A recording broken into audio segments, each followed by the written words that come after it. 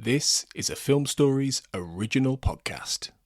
We heard you. 9 years of Bring Back the Snack Wrap, and you've won. But maybe you should have asked for more. Say hello to the Hot Honey Snack Wrap. Now you've really won. Go to McDonald's and get it while you can.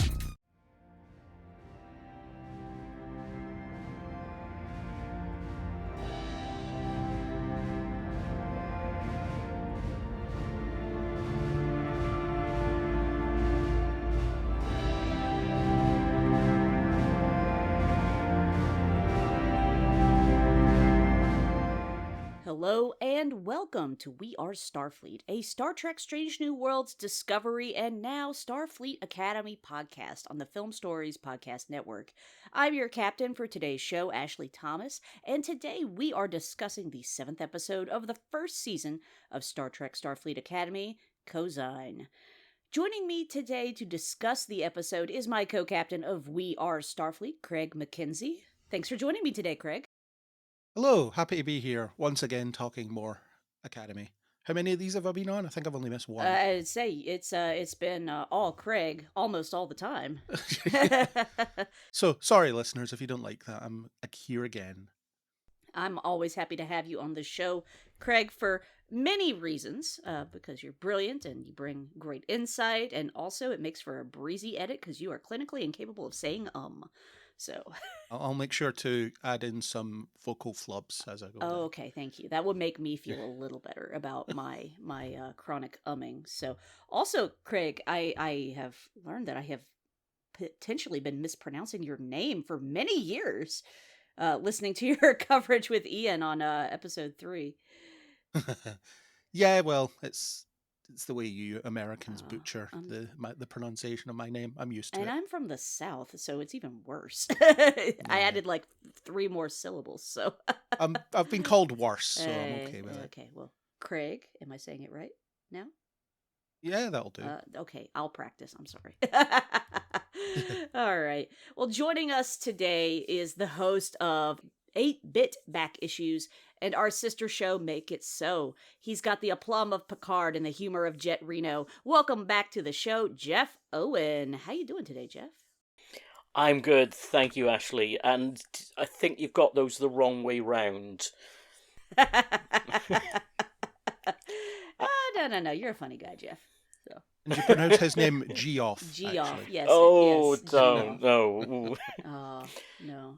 I did learn that one. I had a buddy in college that was Geoffrey, but, we... Anyway. Oh, gosh. I was going to say as well, I'll be making up for the lack of ums from Craig, so between the two of us, we'll be spaced out. Okay, all right. Well, I will practice saying Craig's name. I just make it worse when I try to say it right. Craig. See, when you Americans try to say it right, it sounds weird to me. I'm so sorry. Should I try to say it wrong? I don't know. Just do whatever you want. I don't want to make any decisions for anybody. I'm not offended. Okay, well, I try to get names right. Names are important, so. I don't feel dead named or anything, so we're all good. Okay, well, that's good. Thank you. All right. So, Geoff, I'm going to start with you, buddy. I would love to hear your overall thoughts on Starfleet Academy thus far. We're 7 episodes in. We're almost done. But how are you feeling about Starfleet Academy in general? I'm not one of the ones that have been posting stuff on Rotten Tomatoes or IMDb and slating the show. I genuinely think this is some of the best Star Trek that we've had in a while. It's certainly one of the best first seasons that we've had in a while as well. I agree with Craig's opinion that the first episode didn't quite feel like it was going to measure up to what we've had before. But then you get to the Academy, you get to San Francisco, and suddenly, yes, this is the show I'm interested in. And we've just come off the back of 2 fantastic episodes as well. I can't wait to see where the show goes next, in all honesty. Yeah, very good, very good. Craig, it's been a while since you and I got to record together, so I would love to hear how are you feeling about how the season's going? After a rocky start with the first couple of episodes, I really warmed up to it with episodes 3, 4, and 5 because I felt like they had a strong sense of identity as to what the show is. They finally decided to do some Starfleet Academy 3 episodes in, which I found very refreshing, and I'm really enjoying what they were doing with the characters. It does feel very CW, and I mean that complimentary, because it's doing what that network would do with young adult drama at its best. So I'm really into that. I was less hot on last week's episode, and I feel like I'm going to be like that whenever they return to quote unquote the plot, because I'm just not that interested in the plot. I'm more interested in the emotional issues and character driven stuff that we're getting with the Academy stuff.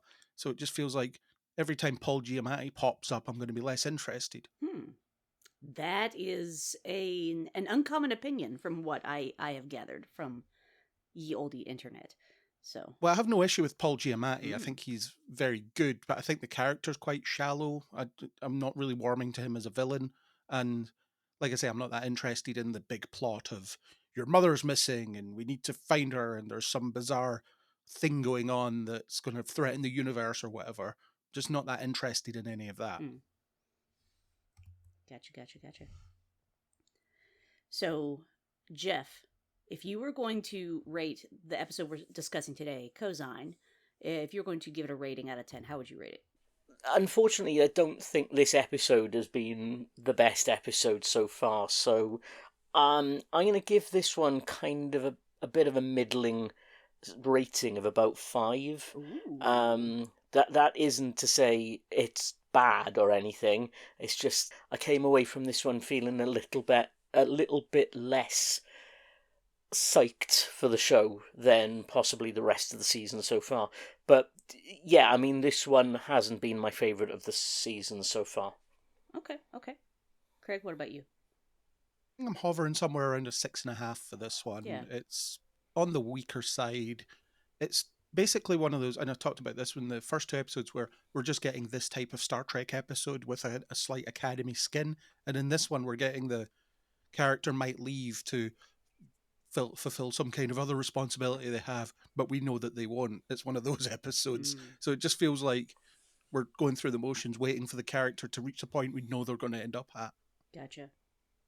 Yeah, I think I'm a little warmer on it than you two. Well, maybe not that much warmer. I'm thinking maybe 6.5 or 7. I do think we needed some consolation after last week's episode. Last week's episode was pretty emotionally devastating, so there's that. But it's still like good for like character development, and I think we needed a little bit of that. Enjoyed getting to see a little bit more of Raimi's background and then of course Jaden being best man, Cosine. Is it just me, or does that sound an awful lot like Cosine? Because that's what I thought he said when he first said it. Or cousin. Yeah. He's my cousin. We're adopted. But yeah, I enjoyed that. I enjoyed getting to see like a little bit of a different side of that character and getting a little more of a new culture that we'd not seen before, to my knowledge. Yeah, so like 6.5 or 7 for me. So, but anyway, get started, guys. Let's dig in. Our episode opens with Caleb dictating a letter or a log or some sort of voice message, and then he's like, "Computer, delete that." So he pulls a Cisco, as you know, I call it when I delete my messages. So, what do you guys think about this opening with Caleb? I quite liked it in concept, and what you said there about taking a breather after the intensity of the previous episode is again great in concept. I think the idea of these kids are not equipped to deal with the kind of trauma they experienced and what was supposed to be a training mission, and they need a bit of time to process it. Great idea. It's because we obviously know from Berman era Trek that they would have horrible stuff happen to them and then they'd be fine the next week. Right. And it makes sense for that not to be the case, particularly for these young characters that haven't had the experience of a lot of that before. And Caleb struggling to find the words to say to Terima. He's never been in a committed relationship before. He doesn't understand how to deal with it, and they've encountered a complication fairly early on. So he wants to tell her that he's there for her, but he doesn't know how to. And apparently it's taken him a month to not send a message. Yeah. Tarima, she's gonna have to be pretty forgiving, because I would be big mad if that were me. He was in a coma for some of it, though. To be fair, yes, yeah. But sounds like she's up and recovering now. But yeah, he'd be in the doghouse if that were me. Kind of makes you think, though, if she's been in that coma for that period, you think the first thing she would have woken up to is like, have I had any messages? Has somebody sent anything to me? Oh no, nothing. Mm-hmm. You've not been sent anything. That would pee me off as well. Yeah, I mean, I only exploded a bunch of guys and saved your life and ripped out my emotional inhibitor, which is the only thing keeping me from kablowing everything. So, yeah, where you at, dude? I mean, not that she has done that in a transactional sort of way. That's not the kind of person that she is. But bro, have some aplomb, manners. At least say thank you. I understand you've got shit to deal with, but let's get over it. Build a bridge, get over it. I know your prefrontal cortex is not developed yet, but let's start dealing with emotions like adults rather than running from them. And I think he understands that on some level, but he just can't find a way to articulate it because he isn't used to living like this. He isn't used to having people that are close to him that will count on him and that he can count on. So it is very much a hang up that he's trying to get over, but he doesn't know how. So I do think that's very in character for Caleb. Sure. No, and that's fair. That is fair. He has not had the privilege of a overall healthy emotional upbringing. Yeah. Other folks have. So that is, you're right, Craig. That is a fair reaction for him. I will retract my, lambast for now. He knows it's ridiculous that he hasn't contacted her, but he just hasn't been able to do it. Yeah.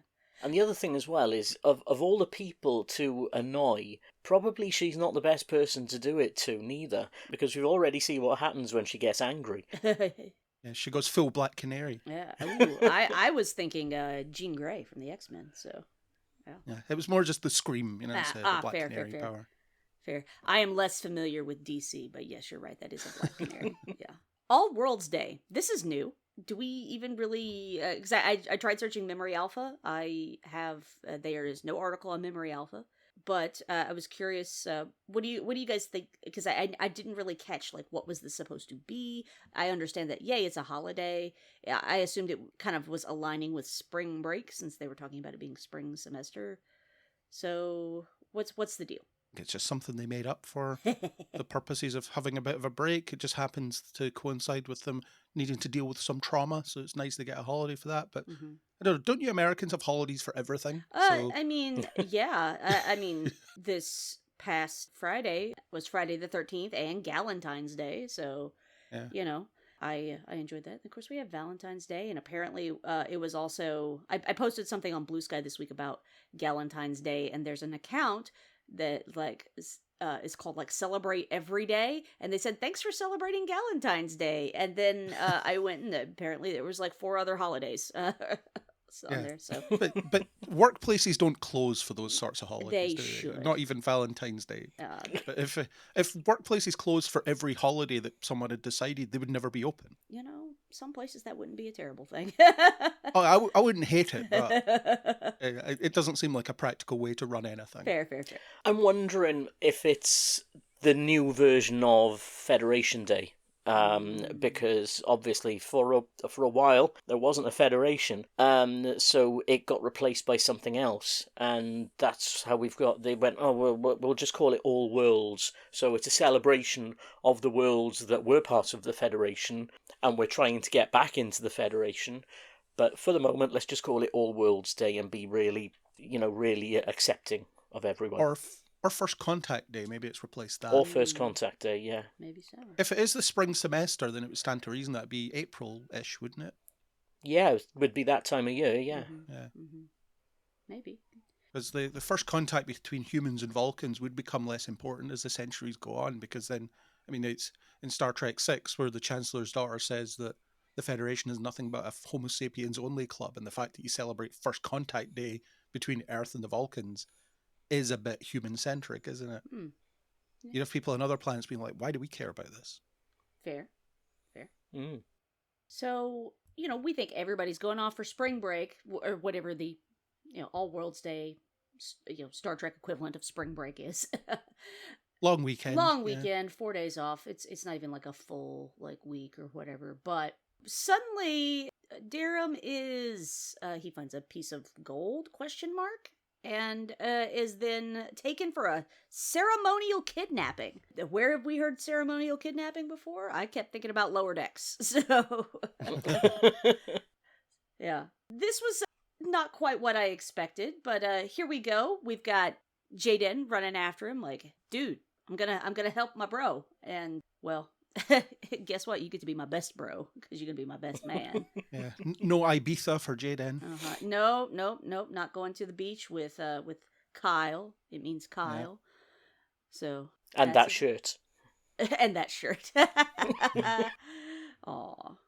He would have looked It's cute in something that. that's a bit of a victim of the short season as well, because you go from Jaden and Kyle being kind of flirtatious to they're just in a relationship now, and you don't see the in-between moments. I kind of assumed they were in a relationship from like episode 5 on, just based on their interaction in episode 6. You don't see it happen. You know, Right, it's right. just, It's all it's off just camera. something that's Yeah. I think they sort of catch each other's eyes in 4. They start chatting each other up in 5, and yeah, we're into full relationship now. And it's interesting that they picked Ibiza of all places, and I never thought I'd hear Ibiza mentioned in Star Trek, to be honest, because and pronounced all the ways you can pronounce it as well. Ibiza, yeah, you name it. It's quite a big thing in this part of the world. You'll hear people saying, "Oh, we're going to Ibiza," and it usually means they're going clubbing, they're going partying. It's and I would imagine as well, it's probably quite a big LGBT hotspot as well. So Kyle taking Jaden to Ibiza is absolutely 100% on the money, even though I think Jaden is still kind of trying to accept who he is a little bit. So where is that? One of the Spanish islands. Okay. Thank you. I thought it was in Spain. I am geographically challenged, so thank you for clarifying. So that's interesting. Yeah, it's a club 18 to 30 type destination. I got So you. basically my idea of hell. Oh. I wouldn't want to go anywhere near it. I'm with Jaden. I'd be like, I don't want to go. No, I don't Then want they to used go. to- And I don't want to wear they this used- shirt. Yeah. Yeah, there used to be like a reality TV show over here called Ibiza Uncovered, where they would send a camera crew after this group of teens that would go in there, and it was generally just sex. Oh, That was dear. pretty much what it was. Okay. Teen. Oh, and some music as Oh, well. Yeah, sex music. Got it. There's a good film on Mubi, I think it is, called How to Have Sex, and it's about a group of girls going on a teen 18 to 30 holiday. I don't think it's Ibiza. I think it might be Magaluf, but it's the same idea. Okay. Noted. So he has to miss out on Starfleet spring break with Kyle, which means Happily, Kyle. I think. You know, I mean, he's fallen into some other sort of drama. I don't know that he's that happy about that either, but No. yeah. Probably happier than he would have been in Ibiza. At least he doesn't have to wear that ridiculous shirt. Goodness gracious. So, meanwhile, all that's going on. We've also got Genesis, who has snuck back onto campus. I was really hoping we were going to get to see a little bit of what's it like to be the Admiral's daughter. What's that pressure like? What's the home situation like? But nope. We're going to keep teasing that. How do you guys feel about this whole storyline with Genesis? Why does Genesis have to keep sharing her episodes with Darren? Why isn't she getting one for her own? I don't know. That's a good question. I hope we correct that later in the season, but we'll see. Because I mean, I found it somewhat interesting, but it also feels like a lot of the developments come from nowhere because we don't really know that much about Genesis. We keep getting repeats of the same information that we already had. And then suddenly she's like, oh yeah, I forged my recommendation letters because I feel like I don't belong here or in command and so on. I just felt like there was no real grounding for that. So as a reveal, I'm like, what? I never got the impression that you had an inferiority complex. I just thought you were an overachiever. I was also kind of wondering, is this coming from a place of, I don't want other people writing recommendations for me because they're beholden to my dad in some way. And so I wondered if she felt like she could get anyone to give an honest recommendation for her. I think linking her with Darren makes sense because they are both chasing acceptance from their parental figures. Mm-hmm. So the fact that they you know, they're kindred in some ways because of that pressure that they've put on themselves, but also the pressure that's been put on them from family members. But the result both times has been it's more of a Darum development than it is a Genesis development. Mm-hmm. And like I said, you get this reveal in this episode about Genesis that doesn't really make a lot of sense because we've never really had it built to. Mm-hmm. So it's just something that they say and then we're supposed to accept it. I do like the idea of her assuming that, or wondering if her ambition is actually her own ambition or if it just came from her dad, and then there's the assumption of innate skills because she's an admiral's daughter and things like that. Right. That kind of pressure does play on people. That kind of, those assumptions will color people in different ways. But if we'd seen some hints of that in earlier episodes and it was paying off here, it would be better, but we just haven't. Agree. Any thoughts, Geoff? Yeah, you were talking about that then. It made me think about Rod Roddenberry, funnily enough, because when he was growing up, that he basically wanted to put everything that was Star Trek to one side. He didn't want anything to do with what his dad was involved with. And obviously when his dad passed away, he jumped on board and, you know, Roddenberry Entertainment has carried on going, and he's fully on board with supporting everything Star Trek. But I think it's a case of he wanted to find his own way first. And I think that's what Genesis is trying to do. Yes, she's jumped on the Starfleet bandwagon as well, but I think she wants to find her own way. I got thinking about Rod Roddenberry's life being the son of the main Star Trek creator for that. That's an interesting parallel that I hadn't considered, and Rod is my boss. So, yeah, that's really interesting. I hadn't thought about that. Good catch there. Okay, so we're having a little bit of levity in this episode. We've got toxic or non-toxic. I don't feel like this is a good game to play. Geoff, would you like to stick your hand in the jar and tell us all your thoughts on toxic or non-toxic? Absolutely not. I mean, come on. You can tell these are two teenagers who probably aren't the smartest of people at this point going, yeah, let's see what could potentially kill us. Putting the hand in. I mean, obviously they've got all of Starfleet Medical's information that they can use to save them if anything goes particularly wrong. But even then, you know, the worst thing that happened, Caleb's ears grew big. But in all honesty, that could have gone a lot worse. And she looks at his ears and goes, toxic. And then, of course, you get the slug, which I loved, slug. by the warp slug. And famous last words, yes, not like it's going to go to warp or anything. Yeah, read the jar. Yeah, as soon as she said that, I'm like, it's going to warp, isn't it? Yes, it is. Yeah. What a... I mean, it's not going very far at warp, though, is it? No, I mean, it is still a slug. But, you know, it can, you know, teleport around the room effectively, so... Yeah. I think they should have done more with that slug, actually. I think they missed a trick by not having, essentially, a lot of the episode be them chase around a slug that they can't catch. They just catch it very quickly, but it seems like that should have been them chasing that down while they open up to each other and explain what they're dealing with in their own heads. Mm-hmm. But it's just, it gets out and then they freeze it and then that's about it. Yeah. And the scene with Jet Reno when she walks in as well, and I'm thinking, yeah, that could have gone on for something as well. It's like, oh no, here comes Jet again. How are we going to stop the slug from dripping on her this time? But She has no peripheral awareness whatsoever as well. She doesn't notice any of the obvious stuff that's going on around her. particularly the fact that they're hiding behind a clear desk panel. Yeah.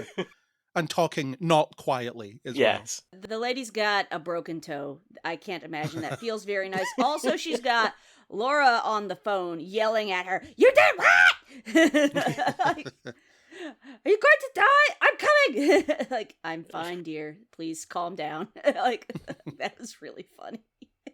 And that's one of my negative points with the episode is we don't get to see Lura Thok in this episode. Yeah. And she is one of my favourite things in the show. And we don't see her. We only hear her. But yeah, it's like more Lura. And we barely see Sam, my other favourite character as well. So yeah. But she's off at the hologram spa. That's a thing. Didn't know that. Excuse me, photonic spa. But yeah. She's gone off to get patched. Yeah. I did enjoy overhearing the conversation. To me, that made it funnier because you're just imagining her like overreacting Like, she's on vacation, she's supposed to be relaxing, and, nope. Nope, she's having a meltdown because Jet Reno broke a toe. Aw, that's sweet, though. Why is Reno essentially playing the role of a night watchman at the Academy when everyone else is away? Was she meant to have been there as well? Yeah. It sounded like it was, I don't know, having worked at a school, maybe it was her turn on bus duty, for want of better terminology.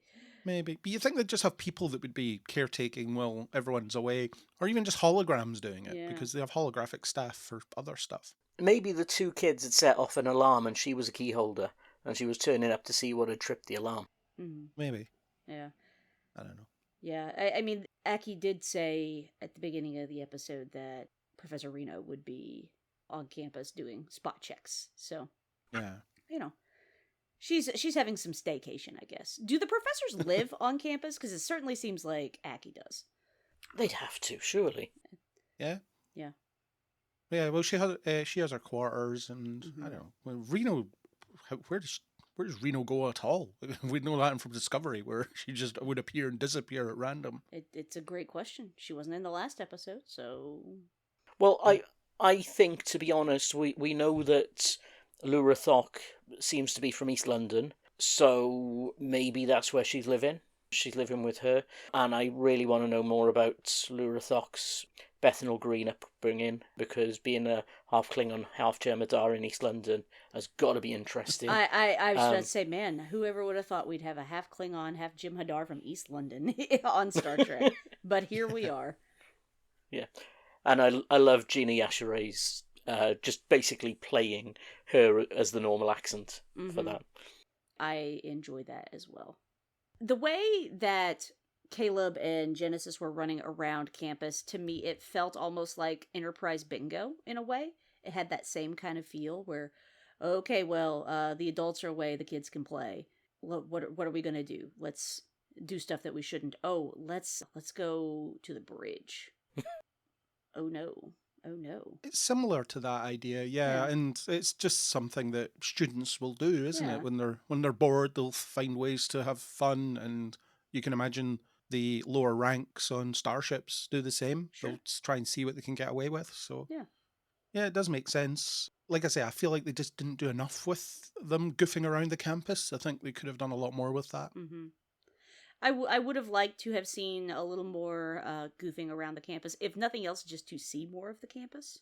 Yeah, I would have liked that, but this is what we got. So it could have been some kind of Breakfast Club type scenario. These two people in a place where no one else is around that's usually bustling. I'm curious to know, though, how Caleb thought that one particular plot up space in the atrium was the best place to do sunbathing in. I mean, he was catching a pretty good ray of sunlight right there. Yeah, he's right under the giant ceiling window, isn't he? So yeah, but surely, the sun moves. He's going to have to move himself at some point. That must be annoying. I would just go to a room or somewhere where, the sun is there a lot. They're in San Francisco. There's going to be a lot of sun. So I imagine he would have moved eventually. Also, just the amusing lead up. We're looking at the floor and like, oh, there's a shirt, there's some pants, there's a sock, I'm like, oh dear, like, what's he doing? Running around naked? No, he's just in his skivvies. It's fine. And can I just say as well, you mentioned in the first episode about the fact that he didn't like doing press-ups. How are you telling me that this guy doesn't like doing press-ups with that shape on him? No, he's lying. Or perhaps he doesn't like doing them when he's told to. He likes doing them on his own terms. Or maybe he prefers to lift. Yeah, maybe that's his thing. Maybe that's it. Yeah. Maybe that's it. Either way, I'm like, okay, this is an excuse to show some skin and be a little, as you say, Craig, CW. Yeah, it's very CW. Let's give the attractive man an excuse to take his shirt off every other week. Listen, I feel like guys tend to get a little more fan service in this respect than the ladies do, so hello. Not mad about it. Any other thoughts on the not Enterprise Bingo? Academy Bingo, as it were? I got this whole thing that it was engineered by Genesis. She was thinking, she obviously found Caleb there, and she know, oh, Caleb breaks the rules. He's going to be keen to help me do this, or we'll get on the bridge. Because her ultimate aim was getting that ship. And as soon as he starts shutting it down, you could see her sort of spring into action, going, right, now my plan begins. So I think it was all about getting him to trust her enough that they then go, oh, let's go on the bridge. Let's see if we can go on the bridge. Let's see how far I can push him. Let's see how far we can break the rules. She was never going to send that ship into space, even though she was there firing up the warp engines at one point. She was just keen to see how far he would go before he starts shutting her down. And at that point, her plan actually began. So, yeah, I think it was all a ploy from her. My thought is, girl, you turn on the warp engines and you think Jet Reno ain't gonna know? I'm like, yeah. That was your mistake. Yeah, because it's like about 10 seconds later, she's in the bridge. And she probably got alerted as soon as the door was unlocked. Sure, yeah. Like, oh, somebody has opened the door to the Athena. I wonder, that might be a problem, considering nobody else is home. So they get caught. This is a hot mess here. What do you think of the judge, jury, executioner, ? Scene with Aki? Geoff, why don't you start? Obviously, once Jet had caught them, and I do love the whole, I am seeing 2 cadets so much in the shit right now. And yeah, of course, they're going to be hauled up in front of the boss. Genesis there immediately going, I'm going to hand in my resignation. I'll be packed and out of here in 20 minutes flat. And you just know that's not going to go that way. But I was fascinated to see what their punishment was going to be. You knew instantly that she was going to take Genesis off that, what was it, a pre-command path or something? She was going to take her off that straight away. And I thought, she's going to have to earn the right to do that again. And it did make me wonder, was she at least going to be suspended at least and said, okay, you actually need to get real letters of recommendation. You need to go find people who are going to recommend you for the Academy and do it for real this time. But yeah, I don't know. It felt a little bit of a cop-out, but I don't know where else they could have gone with it apart from, as I said, getting her to get the recommendation letters for real. I'm glad that insubordination wasn't rewarded like it usually is. So it's not that, you did this, but I'm still going to put you in this program because you deserve to be there and you're the best. It is, nope, you screwed up. You're not getting to do this anymore. And you also need to figure out what you actually want from the Academy as well. So that, again, this thing of she has this inferiority complex. It has really come from nowhere. So her doctoring these recommendation letters because they called that out. I just wasn't buying it. I mean, I'm glad that there is punishment and that it at least seems to stick. It at least seems to stick for a little while, but we haven't had the build up that we need in order to really buy this. So it's a little bit empty. Aki's hands off approach to discipline is fine. It's consistent with the way she acts before, because she seems to be more concerned with making sure that these cadets have a place to call home. So she's not going to take that away from them because they made a mistake, but she isn't also going to be a pushover at the same time. So there's that. It was just a little bit limp, though, in terms of the justification for everything that was happening. Yeah, I was trying to decide what to make of it, because I still didn't totally grasp, what is Genesis' motivation for doing all of this. Because, I mean, she's clearly competent and knows what she's doing and capable. Why did she feel she had to do that? I'm still kind of shaky on the motivation. I don't feel like that was really clear. You needed to build up to this, like I said, in previous episodes. Yeah, would agree.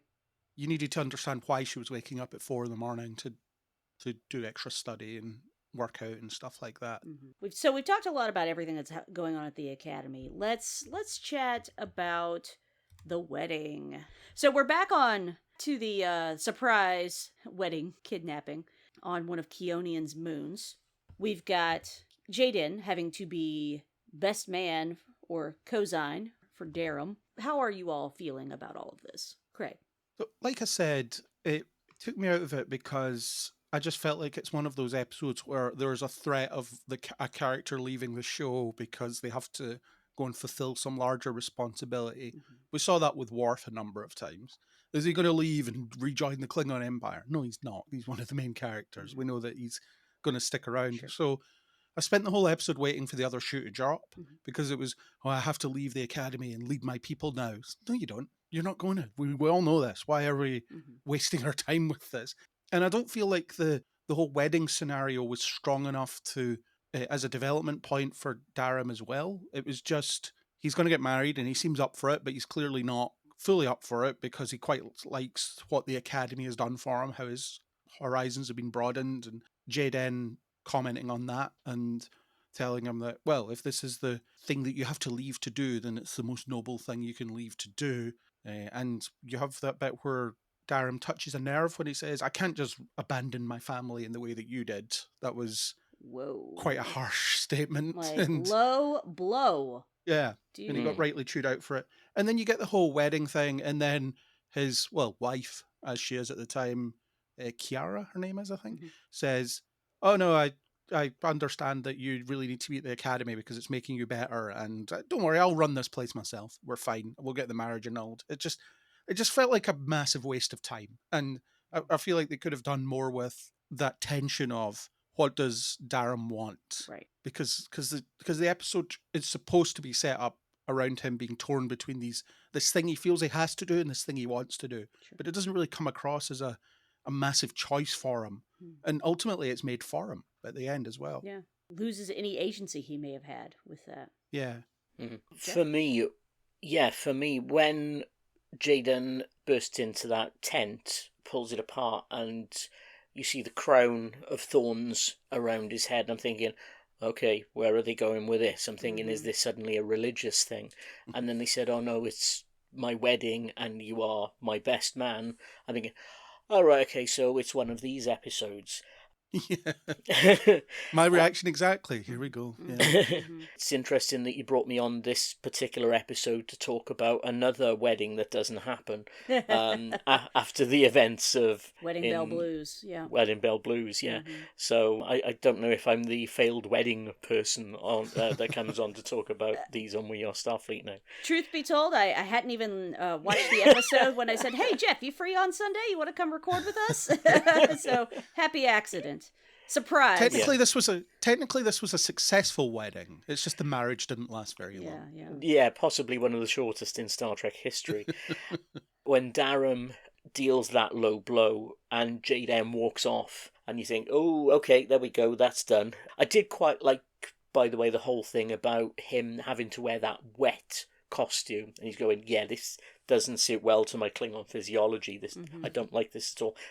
But he looked damn good in it, to be fair. Yeah. But yeah, when they said, oh, I've got a speech to prepare, and Jaden walks back in, I'm thinking, you're probably only there because you haven't managed to find a way back to the academy, aren't you? And you've got to do something for the next hour. And then he gives that speech, and we know from previous episodes that Jaden is not the best in giving speeches. And I did quite like that moment, that panic in his eyes, when Darum says to him, you're going to be giving a speech at my wedding. And, you could see the blood drain from his face, going, what? He'd only just done the debate a couple of episodes ago. And fair play on him for actually standing up and doing this, but short wedding, and of course Darum was going to go back to the academy. I'm actually quite surprised that the wedding went ahead at all, in all honesty. Yeah, and we should have had the tension of that choice, like I said. It just wasn't there. I think I would have liked a little more time. I would have liked to have seen Darum's parents, since they're apparently so difficult and demanding and have unreasonable expectations of him. I think on some level he's got to feel like, well, this is just one more thing I've screwed up for them, so here you go. So I was just kind of surprised not to see them there. It seemed like it was only really his friends. So when Kyra goes back to tell them as well about the fact that he's going to abdicate, you could tell this look of judgment from everybody there, just glaring at him. And I'm thinking, how did she word this exactly?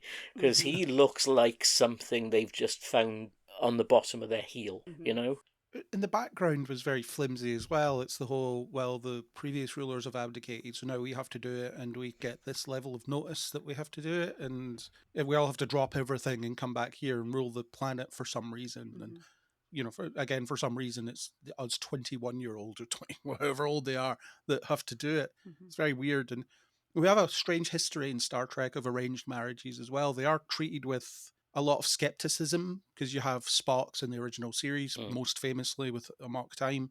He goes there and thinks he kills Kirk, and then he gets to go back to his day job. He's fine. And to Paul as well, who actually did get married briefly, and then got to continue doing what she was doing anyway. So it just feels like, as a franchise, it's not very good at the tension of this. People have to go back to their cultures and get married and fulfill a role as a result of that. Yeah. I don't think Star Trek as a whole is great at romance, to be fair. I think there's only been a couple of successful relationships that we've seen across its 60-year history. But, you're probably counting those on one hand. Otherwise, you're looking at, for every Worf and Jadzia, you're looking at several Chakotay and Sevens, or something along those lines, or Worf and Troy. You've got those ones that just don't work, and it's very rare that you get a relationship, a romance that works in Trek. Yeah, I think it's just because it's not anything that the writers across the franchise were terribly interested in as they went. It was just, so they did have characters that got together and stayed together. So you had Paris and Torres, which was quite an interesting and very, real relationship, in the sense of that they would bicker a lot and they would fall out and stuff. It was, there was lots of believable tension to their relationship. Most of the time it's just one episode romances, or Riker hooks up with someone in an episode or whatever. It's just the way they would regard it. But because you have this whole idea of, like, Starfleet officers all seem to be married to their careers rather than pursuing any kind of a long-term relationship. So it's just never a thing that they can invest too much time in. And Academy should be the show that does have time to do that, because it is about young characters that are figuring out the difference between what they want and the responsibility that they've chosen to take on. So yeah, you could have the scenario where Darum is in a long distance relationship with, this woman on his home planet that has to end because it's just too difficult for both of them in terms of what their responsibilities are. But you don't get that here. It's just turns up and she's very amenable and supports him, and their conversations aren't especially interesting. It's just, yeah, well, I've chosen you and I'm really into this relationship, but it's not going to continue because I've realized that you should be at the Academy instead. It's just very, very flimsy. Just to go back to what you said about Spock and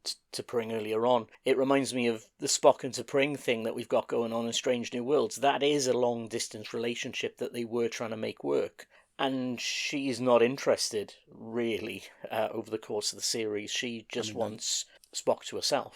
Don't get me started on Spock relationships in Strange New Worlds. We don't have time for that right now. It's suffice to say, I find that a confusing mess that I want rid of. Yeah, I do want to kind of circle in on one thing that I think is a really important quote from the episode. It seemed like they give Chancellor Aki a lot of the important things to say, but she makes a point of saying that we are all wildly flawed. I think that's a really interesting thing to say in a show, in a franchise that is known for its competency porn. As everyone in Starfleet seems to be very, very good at everything they do. And they do everything right, and it's like, wow, look at them go. That's cool. But we're all wildly flawed. So, Geoff, I'd love to get all your thoughts on that. I mean, she's right, for a start. 100% everyone is wildly flawed. And it got me thinking about all of these supposed superhumans that we've had on Star Trek over the years. The ones that seem to be A1 on top of their game 100% of the time. And you know what? I couldn't think of one person who is a very, very competent, very capable person in Star Trek that doesn't have some level of flaw to them. Wesley, super genius kid, is actually quite awkward around people. Who else have we got? Kira Nerys. She's a great strategic leader, but that leadership role, that tactical role, she's a former terrorist. Kirk is an amazing captain, an amazing commander. He sleeps with every other woman he sees, And I can't think of a single person in Star Trek that would be A1, top of their game 100% of the time. So she's absolutely right. We are all wildly flawed, even the people in Star Trek's far-flung future. I think in the modern era, they've really leaned into the flaws that the characters have because, well, that's what makes good drama, at least in theory. Whereas in the Berman era, they would struggle, they would be reluctant to make the characters flawed a lot of the time. Certainly in TNG and DS9, they gave you a bit more nuance there. And you mentioned Kira. She's allowed to have those edges because she's not a Federation person. Very true. Yeah. She's a Bajoran, so she gets away with being a bit more unstable, I suppose, for want of a better word. But yeah, Sisko would yell at people and punch people and stuff like that. It was he had a temper and he wasn't always great at controlling it. So there are flaws, but they would focus less on them, certainly in, like I say, TNG, because they wanted to paint this picture of the pinnacle of humanity out there, putting the best foot forward. Whereas they've done less of that in the modern era because you can mine drama from the fact that people aren't getting along and things. There's a line in Picard season 1 when he talks to Riker about his new crew on La Sirena, and he says, they're a lot more motley than you guys used to be.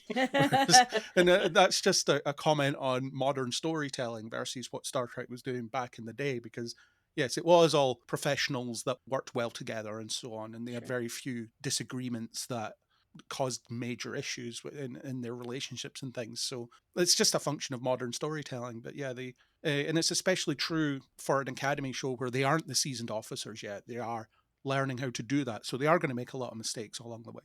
They even acknowledge that when we talked about the first duty in the primer episode for the show, where it acknowledges that Picard made a mistake at some point in the Academy that almost got him expelled, and Boothby helped him to own up to it and make it better in some way. You don't find out what that is, but the important thing is he made a mistake.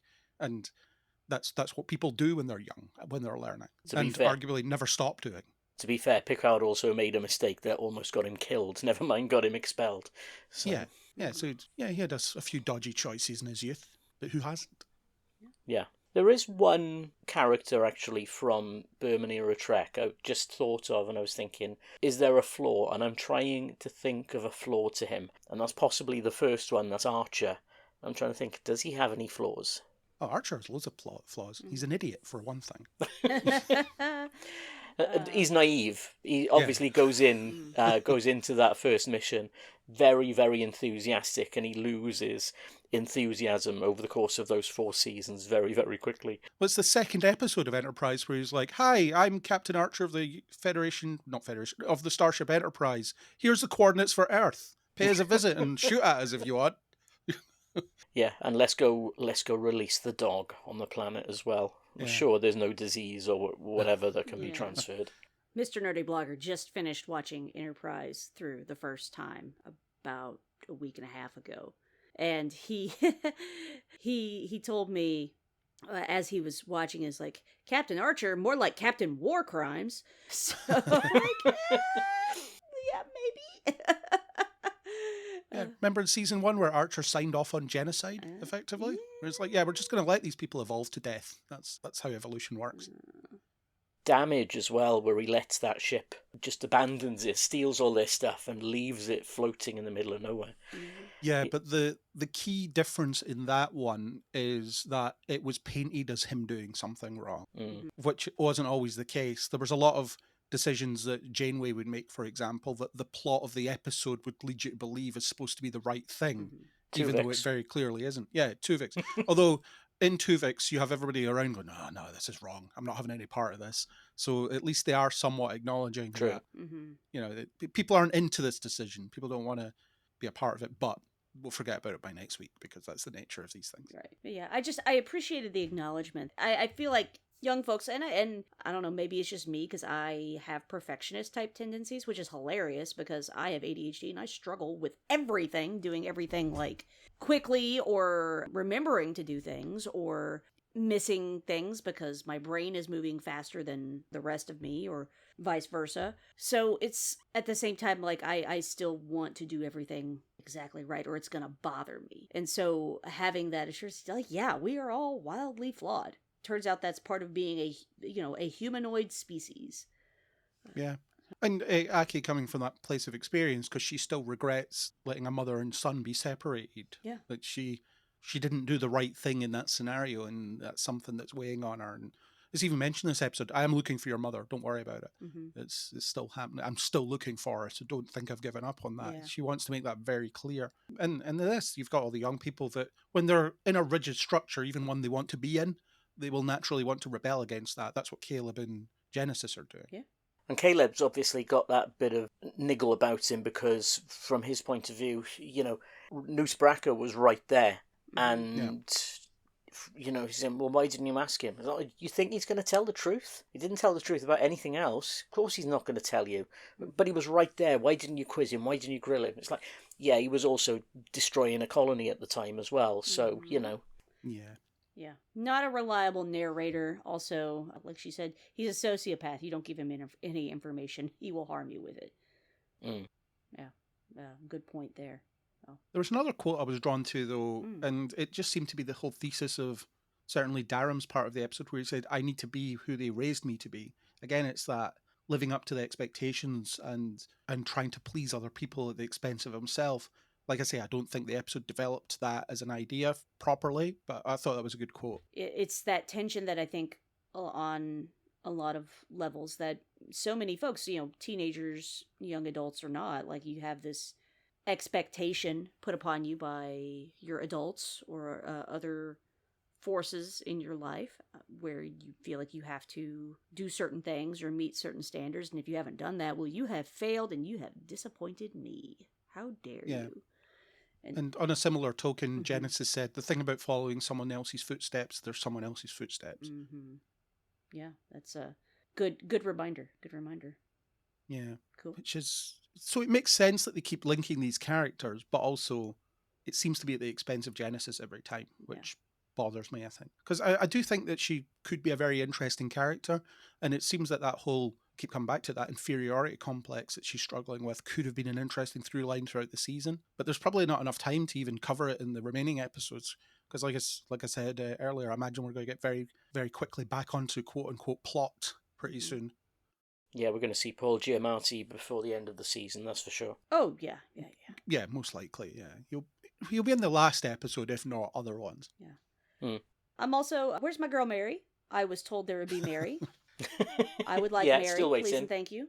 Where's my girl Tilly? So I'm curious to see how she's going to show up in this particular season, because I think she would have a lot to say to someone like Genesis about living up to parental expectations and growing up with very difficult mother and grandmother. I think she's going to have a lot to say to somebody like Genesis. So I'm really eager to see where Mary shows up in the rest of the season. So. Tilly's not back on Discovery, is she? Because we know Discovery's out there somewhere. It was mentioned in the last episode. It's a good question, because I don't know when exactly this is taking place. It's after we've solved the burn. Discovery's out, like getting to the far-flung places because they can, while everybody else is still in like recovery mode. So, but at the same time, is this before season 5 of Discovery? Is this after season 5 of Discovery? I don't know. I think it's supposed to be just after the finale of Discovery. I have nothing to base that on, but they mention Discovery was picking up survivors or whatever from the starbase that was attacked. Mm-hmm. So it seems like a fairly routine mission, but yeah. Considering the Discovery was dealing with annual apocalypses, it's somewhat difficult to accept that they've stopped happening. Yeah. Maybe we're going back to business as usual for now. But it sounds like we'll probably have some sort of world-ending apocalypse by the end, and maybe Discovery will have to show up to help. Braca has stolen some kind of experimental weapon that will threaten to tear the Federation apart or whatever. Yeah, can see that coming a mile off. Yeah. But for some reason, it's going to be a bunch of cadets that solve the problem rather than Discovery, as usual. For reasons. Yeah, because this is the show that we're watching, and yeah, that's the reason for it. Yeah. Well, anything else you guys want to hit on in this episode before we wrap today? Just Caleb actually managing to send the message at the end. Really liked what he had to say in there. He was talking about, he allowed himself to be vulnerable, at least in this recorded message, And him talking about how he witnesses the people around him growing and wanting to grow. And he wants to be able to do that. He really wants to get better, but he isn't quite there yet. He's really trying, but he's not doing it very well. It's just a very honest and vulnerable thing for Caleb to admit, because he's always been committed to his outward bravado around everybody. So the fact that Tarima is injecting herself into, the deepest recesses of his psyche and is really scaring him, and he's trying to get used to that fact. And in terms of defense mechanisms as well, yeah, Darum just going right back to acting like a dick once he got back. Sure. Because that's just how he wants to be seen. Yeah. It is his chosen persona. I think you could have picked a better one, but, all these flavors and you choose to be salty, the same kind of principle. Yeah. It works for him. Yeah. I'm still curious as to how they got back. How they managed to get back. Did they open one of those portals again? Yeah, probably the same way they got there in the first place. Yeah, I would imagine. That weird wormhole thing or whatever. Yeah. Right. Why don't we just use those all the time? But who knows? Have to feel like there's some sort of transport inhibiting technology in place just to keep kids from sneaking off for the most part. So I'm curious to see what they did to override that, or we may never actually get the nuts and bolts of that. But this is my particular headcanon is, oh well, they were able to override the technology by doing blah blah blah. Because Genesis even mentions that she had to override and hide her transporter logs and stuff. So yeah, I don't think they're interested in explaining how the technology works, even on a basic level. Nah. But it just means that it gets treated like magic a lot of the time, Sure. which I find kind of off. Well, at the same time, it's also not totally plot relevant. We don't have to know the nuts and bolts of it to know that it happened. Yeah, but knowing the limitations is a good thing. Sure. Many Star Trek episodes have hung on the fact of how do we solve this problem? Our technology doesn't work that way. Anything else, fellas? I've got nothing else, in all honesty. As we said earlier on at the start of it, to be honest, I'm quite surprised that we managed to get so much conversation out of it. It's one of those episodes that I'm not particularly a fan of, but, it had its moments, but, yeah, it's probably not one I'm in a rush to rewatch anytime soon. Final thoughts, Craig? Nothing really. I've covered pretty much my entire notes and added a few new ones that I got from as we were going. Yeah. So, yeah, it's a pretty middling episode. I liked some of the character stuff. I also feel like it wasted a lot of opportunities that were right there for the taking. So it's just, it's a fairly middling episode. I think they could have done better from this is our decompression after an intense episode. Yeah. One thing I said in our coverage of the previous episodes, I hope we get a little bit of opportunity for a breather, a little bit of consolation after the gut punch that was last episode. So I think this episode does succeed on that level. But you're right, Craig. I agree. Some missed opportunities, I think. So this is the first episode so far this season where I've been like, could have been better, but also not bad either. Definitely isn't the worst episode of Star Trek I've ever seen. So No, there's many more in front of that. Oh. Not Fairhaven, that's not. Oh, I unironically love Fairhaven. I'm so sorry. I'm so sorry to everyone listening in Ireland that I love generic Americanified Irish stereotypes. I don't know. I feel like I want to just go hang out in the pub at Fairhaven. That would make me happy. Oh.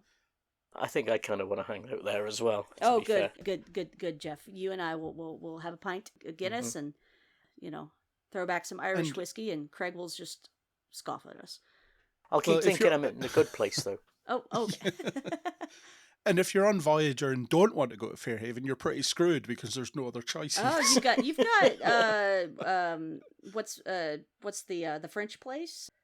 No, Sandrine's. It was running in both holodecks. Oh, yes, you're right.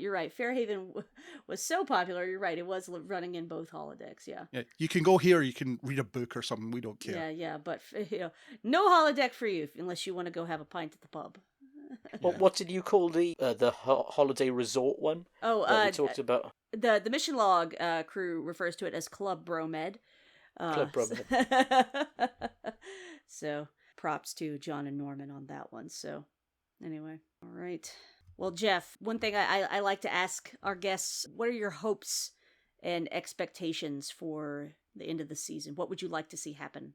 by season's end. It's a tricky one, isn't it? Because it's not like we've got this ongoing storyline where you go, oh, I hope they find blah, blah, blah. The main ongoing storyline is the whole mystery around Caleb's mother. You know, considering this Tatiana Maslany, I think we're going to see her again. Oh, yeah. Whether we're going to see her over the course of the next couple of episodes or whether that's going to be season 2, who knows? But I'd quite like to draw a line under that story. You know, he's met up with his mum, and you know what? He's enjoyed his first year, his first term in Starfleet Academy, so he's going to carry on being an officer. Or maybe something will happen that causes him to resign on the spot. You know, all of these are proper TV tropes. I just hope we get more of the same, in all honesty. Is that too boring an answer? No. I asked what you wanted, and it's what you want, so that's fine. Yeah. I wanted that with Lower Decks. It's like, yeah, I just want to see more of these characters having fun for 5 seasons, and that's what we got. Yeah. Craig, do you have any expectations for the end of the season? Things you'd like to see happen? Well, my concern is that we're going to abandon the Academy concept for the finale again. Like I say, we'll get back into the plot, and I'm not all that interested by the plot. I also don't think a bunch of cadets need to save the universe. But I feel like we're going to have that happen because they are principal characters, so they'll need to be heavily involved in whatever the downfall of Newsbraka happens to be. So I feel like we're gearing up for at least one episode of not Starfleet Academy for our final episode, which I have concerns about, because I would rather that the problems faced here are more in line with what cadets would face. So your finale of that show, I don't know what that would be, because we haven't really had enough of a development of here's the seeds of things that will become important in the finale for these cadets, in terms of courses they need to pass or whatever it may be. They haven't really seeded those, these escalations that will be very poignant for them in the finale. So it does feel like we're going to get a big low on common sense special effects fest for our final episode. That's what I'm expecting. It's not what I want, but I'm pretty resigned to the fact that that's what it's going to be. Would you prefer to see that, or would you prefer to see them all sit in an exam in the last episode? Well, maybe not not sitting there, writing on a piece of paper or whatever, but it's overused. But the finale, they sit the Kobayashi Maru and they learn something from it or something like that. They have some kind of practical assessment that they need to pass, and they have to use whatever they've learned from each other and about each other and about what they're doing to pass it. They have to work together effectively, and it's this. They work together pretty well already, so I don't feel like we're building up to the sudden, now they click as a team, because they already do. So, like I say, I don't think it's going to be an Academy-driven finale. We'll see if I'm right. I don't have any, real expectations for how the season is going to wrap. I want to see Mary. It's been announced already she's only going to be in one episode this season.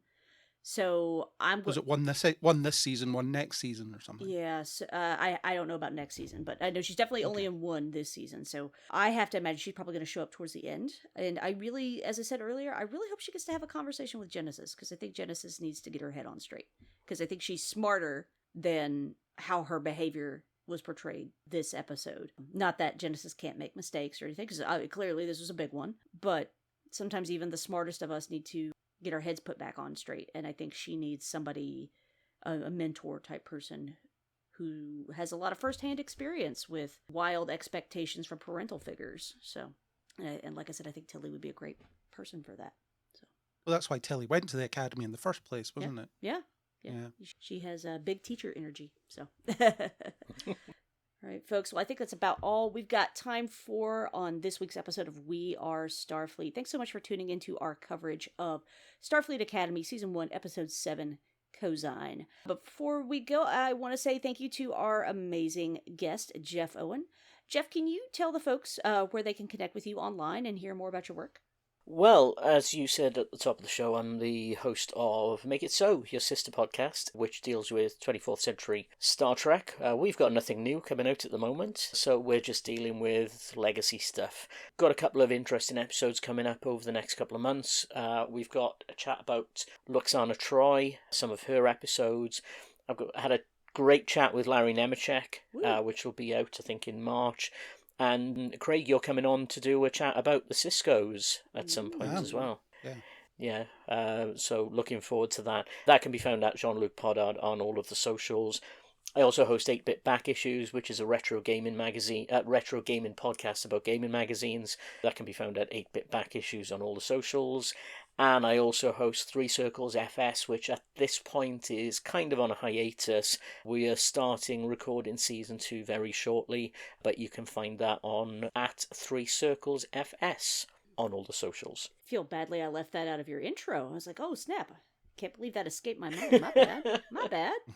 Craig, if folks want to connect with you online, how can they do that? So mainly you can find me on Kneel Before Blogs. That's kneelbeforeblog.co.uk. Type it into Facebook, Twitter/X, Blue Sky. You'll find it there. It's also on TikTok now with clips from the attached podcast, Kneel Before Pod. But on Kneel Before Blog, I'm currently reviewing this show. I've also done a couple of film reviews recently that you can read on there. The attached podcast, Kneel Before Pod, as a monthly news podcast, some interviews here and there, and deep dive nerdy chats about various things. So most recently, as you're listening to this, you'll be able to listen to 10-ish year retrospective on Age of Ultron, the second Avengers movie. So that's there for the listening. That's 3 hours of stuff that's said about Age of Ultron that you can listen to. So that's mainly me. Nice. Very good. Folks, if you want to connect with me, hit me up on socials on Facebook, Mastodon, and Blue Sky. I'm at The Nerdy Blogger. Read my words on my blog, thenerdyblogger.com. You can also read my words on fangirlish.com, where I write about film and television, mostly Star Trek, covering all of Starfleet Academy, so you can tune in there for my weekly reviews. You can hear me, aside from here on We Are Starfleet. I also host Podcast 616, talking all things Marvel. Gonna have an episode on Wonder Man dropping this week, so tune in for that. You can also hear me on Roddenberry Entertainment, talking Gene Roddenberry's pre-Star Trek TV writing with Earl Green, previous guest on the show. We're looking for the morals, meanings, and messages that would eventually make their way into Star Trek, trying to see if they showed up in Gene's earliest work, too. Check us out at roddenberrypodcast.com or missionlogpodcast.com or wherever you get your podcasts. You can also hear me in a entourage of rotating hosts, a video store podcast where we offer movie recommendations in the style like what you'd get at a video store. Check us out at videostorepodcast.com. Folks, thanks for joining us for another episode, and remember, we are part of the Film Stories Podcast Network. Please subscribe to We Are Starfleet and give us a rating and review on Apple Podcasts. We'd love to connect with you on Blue Sky at starfleetpod.bsky.social and Instagram at starfleetpod. Find all of our links at wearestarfleetpod.com. Until next time, do your homework, come to class, make your bed.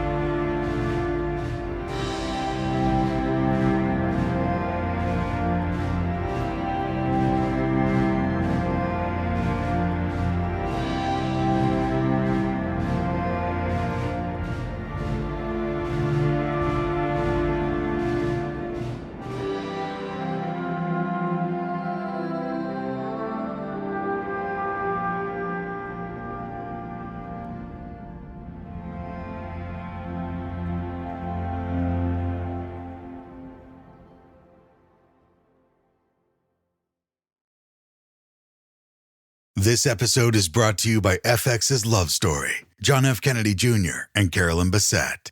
Join host Evan Ross Katz on the official podcast for FX's new series, Love Story, John F. Kennedy Jr. and Carolyn Bessette, and go behind the scenes with cast and special guests, featuring Sarah Pigeon, Paul Anthony Kelly, Grace Gummer, and Naomi Watts. FX's Love Story, John F. Kennedy Jr. and Carolyn Bessette, wherever you listen to podcasts.